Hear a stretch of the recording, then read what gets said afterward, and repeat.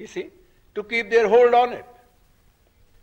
You see. Secondly, I myself think, I have no evidence, but I think the British soldier wanted the disbandment of the army immediately, so that they wanted to go to their civil jobs.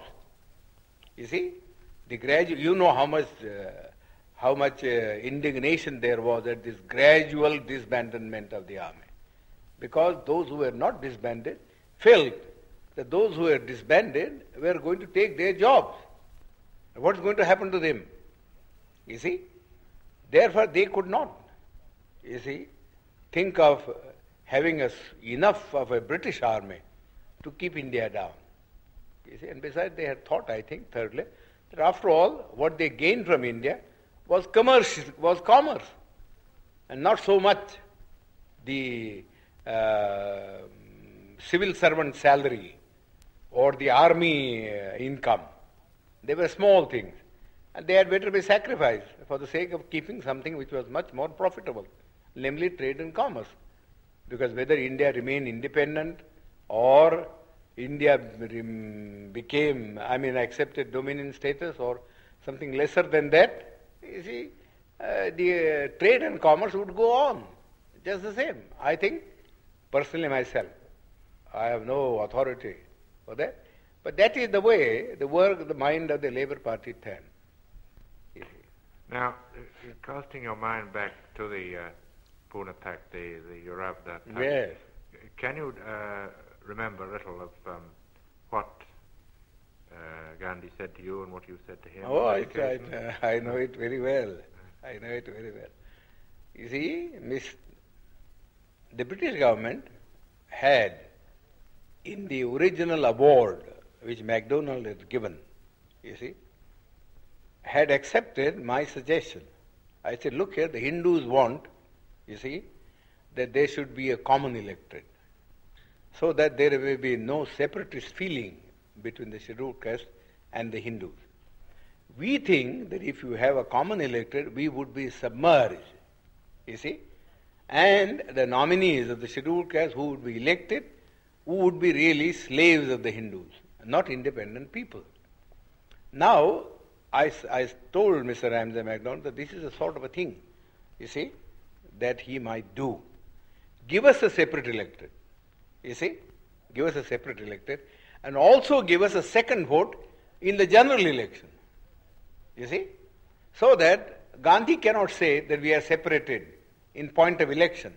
First of all, my contention was this, that for 5 years, you see, we live separately from the Hindus, with no kind of intercourse or intercommunication, you see, of a social or a spiritual sort, you see.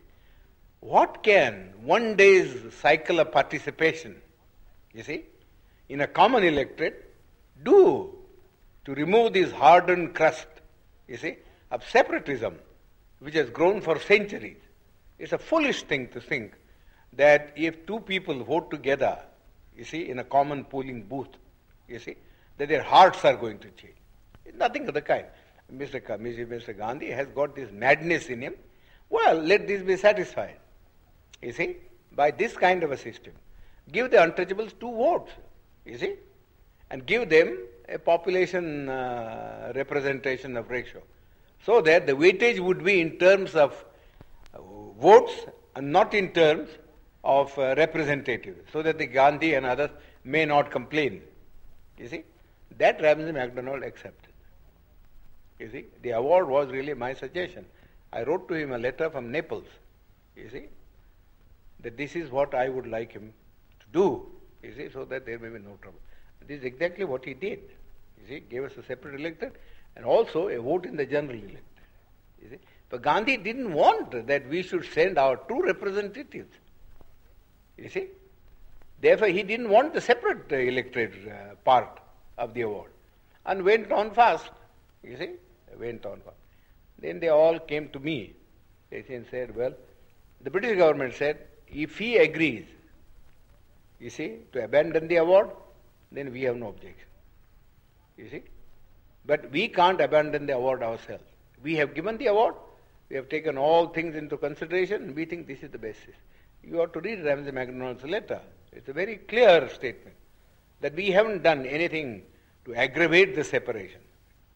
You see, in fact, we are trying to bridge it up by bringing the two sections together in a common electoral roll.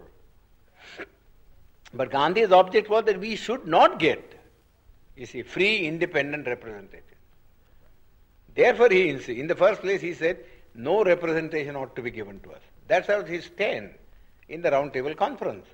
You see, he said, I recognize only three communities. You see, namely, Hindus, you see, Muslims and Sikhs. These are the only three communities that will have a political recognition, you see, in the Constitution, you see. But the Christians or the Anglo-Indians or the scheduled caste will have no place in the Constitution. They must merge themselves in the general community. That was the stand that he had taken. Well, all his friends, I know, you see, were asking him how foolish was his attitude. You see, his own friends had quarreled with him on this subject. That if you are prepared to give, you see, special representation to the Sikhs and special representation to the Muslims, who are 1,000 times superior in strength, you see, and political and economic stamina, how can you deny it, you see, to the scheduled caste or to the Christian? You see, he always used to say, oh, you don't understand our problem. You see, that's all he was saying. Alexander even, who was a great friend of his, had a serious quarrel with him, as he told me. Then that French woman, who was his disciple, I forget her name now, you see, she also had a great quarrel with him. That we don't understand this attitude. Either you say, we won't give anything to anybody. Let there be just a common role. You see, then we can understand that that's a democratic thing. You see? But to go on saying that you will give it to the Muslims, you see, and you give it to the Sikhs, you see, but not to the scheduled caste, seems absurd. You see, he could give no answer. He could give no answer. So we suggested this method. He also didn't, in the beginning, when he wrote a letter, Ramsay, he said, no, the scheduled caste should have nothing. No representation, you see. Then his own friend said to him, this was asking for too much. You see, nobody would support you in this matter. Then Malviya and others came to me and said, well, could you not help us to solve this problem? You see, I said, well, I don't want to solve this problem by sacrificing what we have been able to get from the British Premier. So you went to Pune? As I said, I suggested alternative formula. And that formula was that I am not prepared to give up the separate electorate, but I am prepared, you see, to modify the thing. You see, in this way, namely, that the candidates who would stand in the final election on behalf of the scheduled caste should be first elected by the scheduled caste themselves. Sort of a primary election, you see, and that they should elect 4 people, you see, 4. And the 4 then should stand in the general electorate, you see, and let the best one come, you see, so that we get some assurance that you don't put up, you see, your own nominees, you see, but that we do get people who will express our voice in the parliament. That Mr. Gandhi had to accept, so he accepted that. You see?